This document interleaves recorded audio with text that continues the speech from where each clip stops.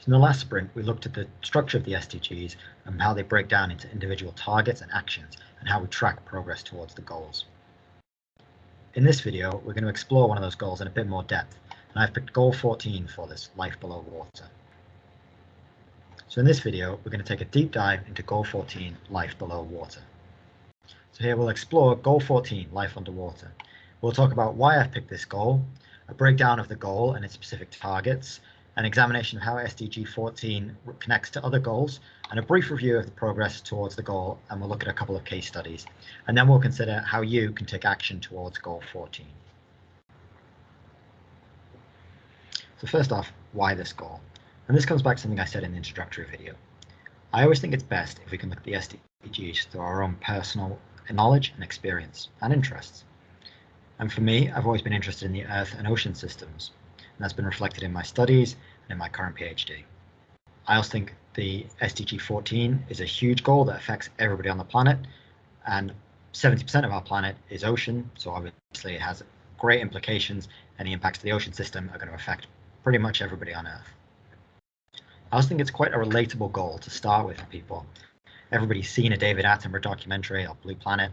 A lot of people have eaten seafood, or even have just been to the seaside and enjoyed the coast. So it's quite a good jumping off point for the general public as well, to think about how the ocean might impact them.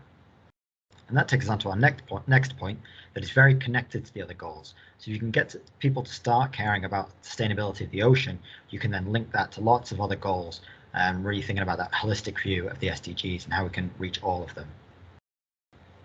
And finally, with this goal, as we'll look at later, there is some room for positivity in it. An issue with sustainable development is everything can seem a bit doom and gloom at times. So I think it's really important to highlight areas where positive action has been taken and progress towards the goal has been made.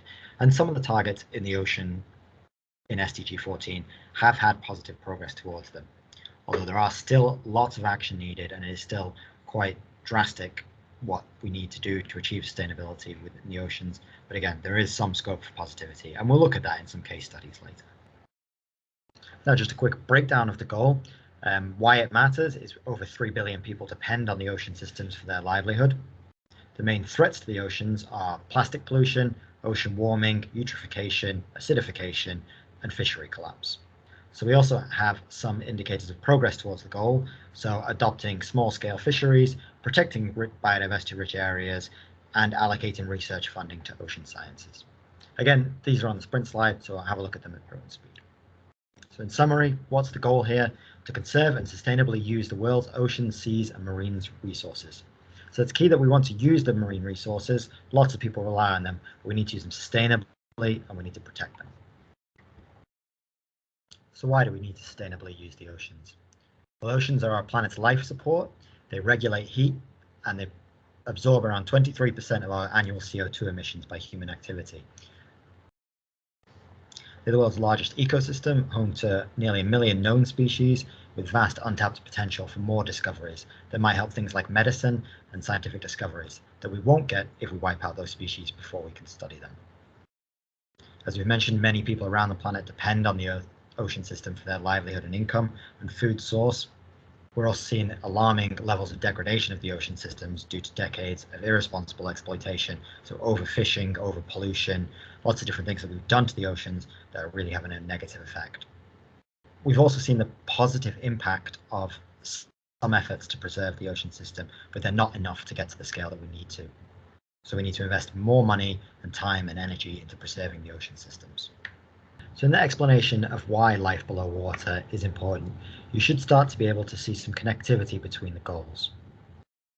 For example, those 3 billion people that we mentioned that rely on the oceans for their livelihood link to goal 8, decent work and economic growth.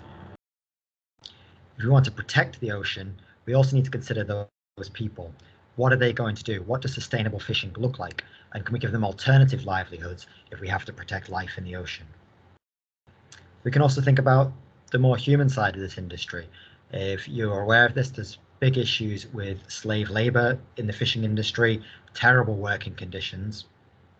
And so protecting those workers actually feeds back between the goals. We want sustainable fishing doesn't just mean protecting life underwater, it means protecting the people that work on the water. A good alternative to the fishing industry can be ecotourism, for example. If we protect the life underwater, people will come to see it, and it can be much more profitable for communities to depend on ecotourism than it can be to depend on fishing. Moving on to another goal, goal 12, responsible consumption and production. That's quite easy to see how that fits into life below water. If we responsibly dispose of our plastic, that plastic doesn't end up in the ocean and it doesn't harm marine life. Life on land, the terrestrial ecosystem is quite closely tied to the ocean ecosystem. If we damage the land ecosystem, that can feed back and damage the ocean ecosystem. And if we put lots of chemicals or fertilizers onto our farmland, those will ultimately end up in the ocean and cause things like eutrophication. We may use the ocean as a power source for tidal or wave power generation. We've also got things like petroleum extraction and transport that go on at sea. So we want to think how we can make those industries more sustainable without harming life underwater. We don't want to build a load of tidal power generation stations on a nice pristine coral reef, for example. Something that's been in the news quite a lot is obviously fishing grounds around the UK in light of Brexit. And therefore, when we're thinking about fishing solutions, we need to think about an international solution that governments will work towards and work in agreement with. We also have conflicts at sea, things like piracy or disputes over shipping and lots of things like that that feed into Goal 16. And another one that's quite obvious and talked about is the idea of ocean acidification. As we put more CO2 into the atmosphere, that CO2 is absorbed by the oceans and makes the oceans more acidic and less friendly to life that exists there. So by reducing our CO2 emissions, we can actually help preserve life in the water. And then maybe a less obvious one that people don't think about is Goal 9, industry, innovation and infrastructure. As we see the climate change and we see sea levels rise, we might see more frequent storm events. And life below water can provide quite an important role in this infrastructure. Things like coral reefs and mangrove swamps can provide natural sea defenses that can protect against storm surges or wave action or those kind of things. So instead of big engineering products, we can just preserve the natural biodiversity and use its ecosystem services to protect our coastline. And Goal 2, zero hunger, has quite strong links to life below water. As we've mentioned, lots of people depend on the ocean as a food source. So we need to be able to feed people, but also protect that life. So that's again where sustainable fishing comes in. And finally, we have the role of oceans in clean water and sanitation. So things like ocean sewage treatment, again, using that natural biosphere for its ecosystem services to process our sewage. And we may have the role of desalination technology, so converting seawater into drinking water. That might be a potential way to get clean water to communities. But again, we want to make sure we're doing that in a way that doesn't negatively impact life below water. So thinking about the Sustainable Development Goals in this way shows how they're all interlinked, and it shows how really to achieve any of the goals, we need to achieve all of them. We want to make sure everything we do on the planet is sustainable and draw those strong links between them. And also, in kind of a positive light, action towards one goal can often contribute to action towards many goals. So whenever you're doing any work with the SDGs, this is quite a good place to start and think about where your different goals are being influenced and how they interact. And this can also be used as a really good way to highlight the importance of your work and show its impact. If you can show, for example, that your project affects 7 or 8 different SDGs, then that's a much better way to secure funding or show the importance of your work depending on what stage you're working at. And finally, this is just a brief sketch of some links between the different SDGs. You could go much deeper into this and draw much stronger links and investigate all different ways that those SDGs interact. And this is true of all of the goals. You could pick any one and draw lots of links, which will be an activity to do later. So now we've looked at the why and drawn some links to the other SDGs. We can consider how. We can look at the individual targets that the SDG 14 is aiming to reach.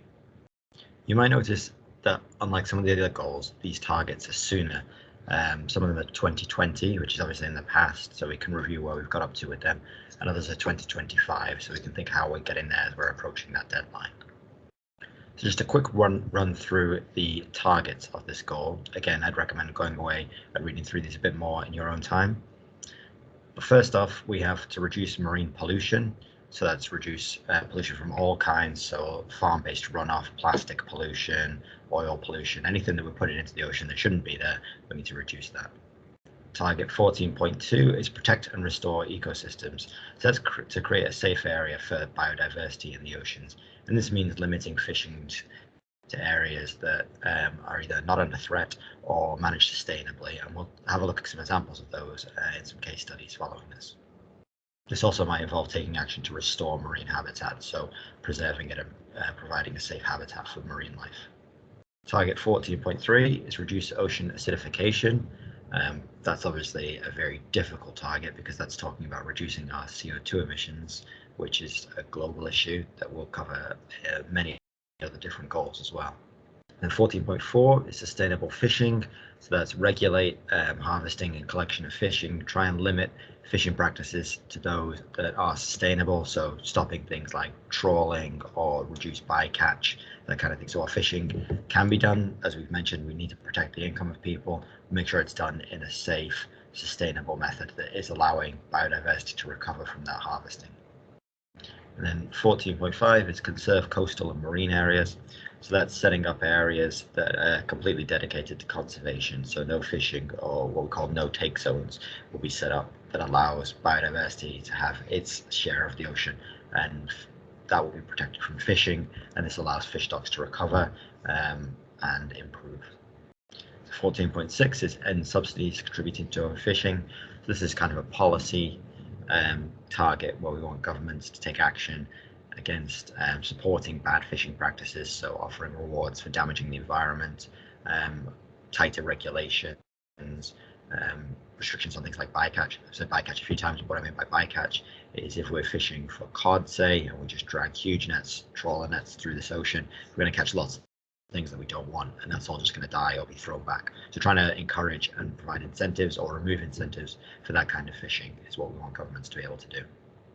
And then goal 14.7 is kind of tied to this. We want to end subsidies for bad fishing practices, but we want to increase benefits for sustainable fishing practices. So that's supporting what we call small scale fisheries, so individuals going out fishing and not using huge trawler nets, and kind of to provide an income for themselves, but also then to use those marine resources for other less harmful things, like we mentioned, ecotourism and that kind of thing, where people can go and use the marine resources without exploiting or damaging them.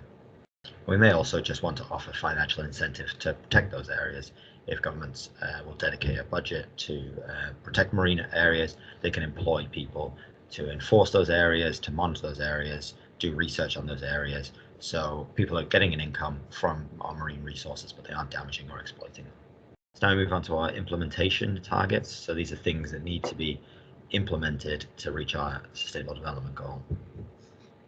So the first one is increase scientific knowledge, research, and technology for ocean health. So that's provide research funding for people to research the oceans, to gauge its health, to go out and study and monitor the oceans, and identify areas that need protecting or have been successfully preserved that we can use as examples. And this is especially needed to be done in more developing countries. So again, this is a good implementation goal for you.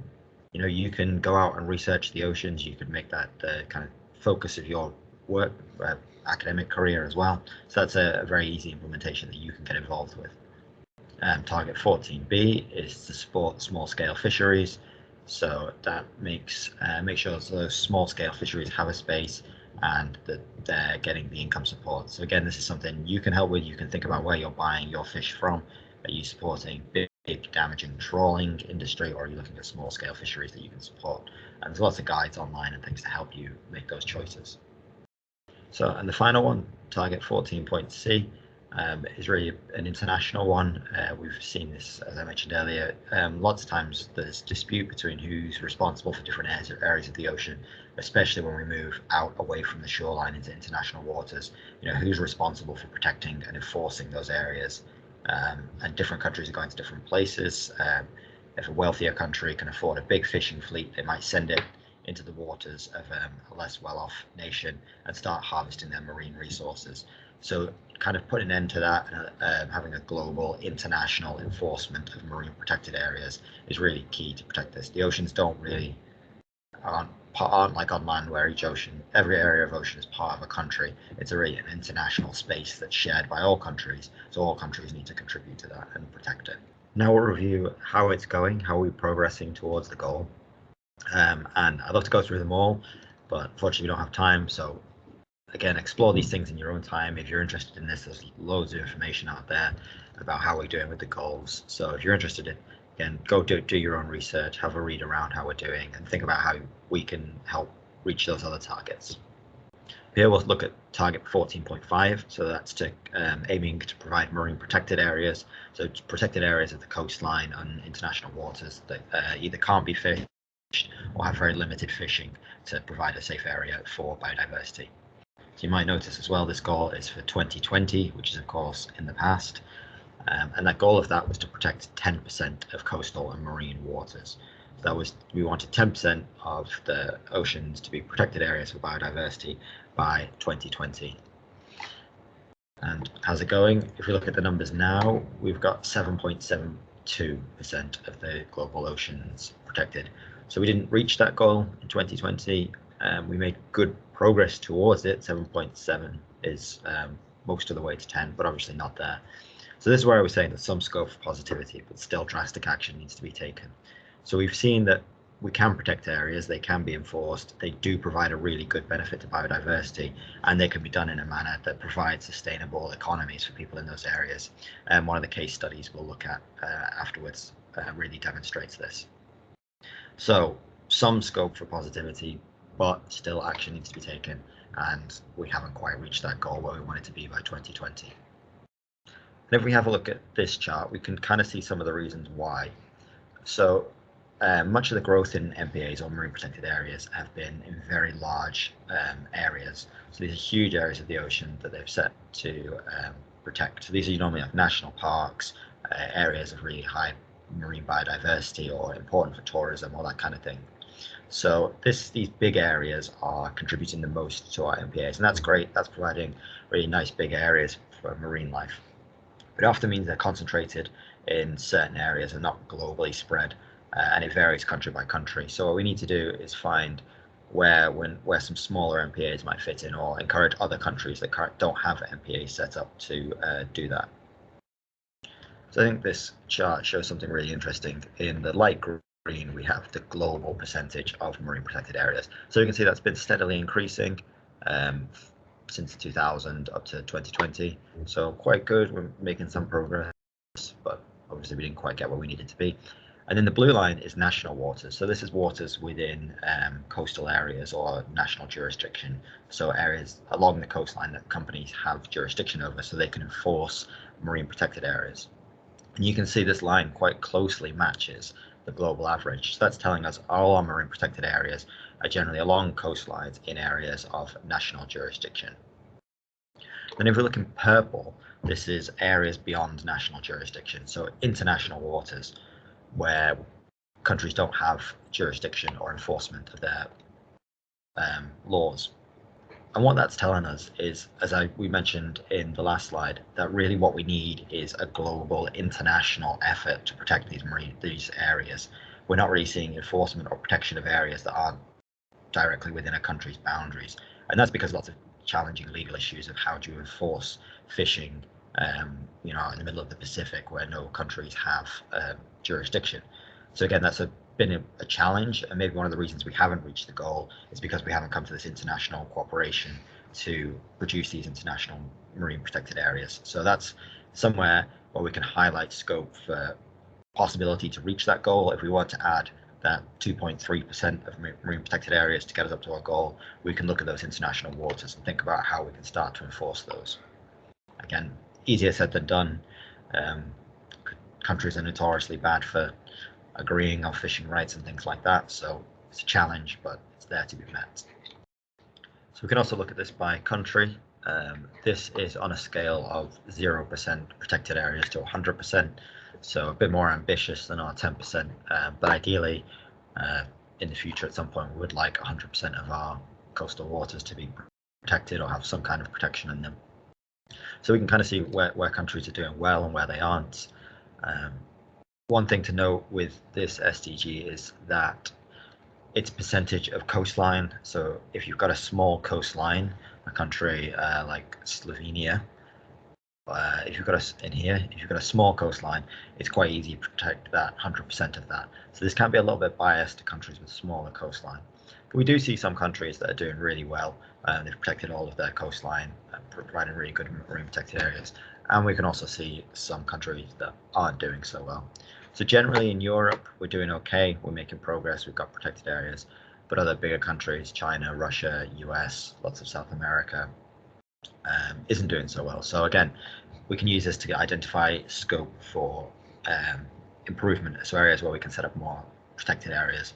So if we were an oceanographer or a marine biologist, we might look at this graph, this chart, and think about which countries we might want to go to start promoting the idea of MPAs and where we can start protecting the area better. So here, I'd just like to add a tangent that the map that I've just shown is from the Sustainable Development Report. Their index data is all online, and you can either look at it as data or you can look at it as a map, and you can kind of click through the different SDGs, the different goals, the indicators, and you can kind of see how the SDG is doing globally. So this is a really powerful tool to have visualize the SDG progress towards the goals, and I'll put the link on the sprint itself, but just to know this is here and it's a really good tool to use when you're looking at SDGs. So to finish up, we've looked at why this goal is important, how we implement it, we've looked at some links to its other goals, and we've reviewed the progress towards it. My deep dive turned into a bit of a shallow swim. We haven't really explored the goal in its full depth, but that will take a lot more time. And just to reiterate, the point of this course is really to introduce the SDGs and show you how we start researching them and evaluating them. So I've showed you some methods there. I've showed you how we track progress. So again, we could do this for every goal, for every target, for every indicator. There's so much information out there. So again, develop your research skills and spend some time reading about these. And that will be the next task, to explore your own SDG. But just to finish off this sprint, there are 2 videos kind of explaining some case studies, so providing some real world context to what we've discussed here, looking at different marine protected areas. One in the Cabo Pulmo National Park in Mexico, and one looking at introducing sustainable fisheries in Madagascar. I think they're both really good to show kind of that positive light of where action can be effective, but also some challenges that they might face and how we can overcome them. So I'd watch those 2. There's also a paper related to the Cabo Pulmo park as well, if you'd like a bit more information. But again, I encourage you to go away, read a bit more, and explore this. And then just to finish off this sprint is a list of actions that you can take to help contribute to being successful in reaching goal 14.